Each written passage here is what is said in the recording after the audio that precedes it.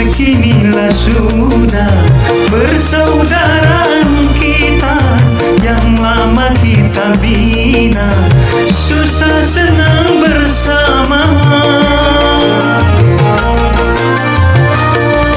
Apa artinya berteman di belakang kau menikah?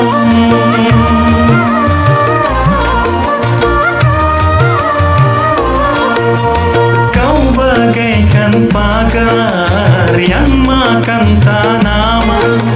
Sungguh tiada aku menduga kau teman karibku lebih dari saudara.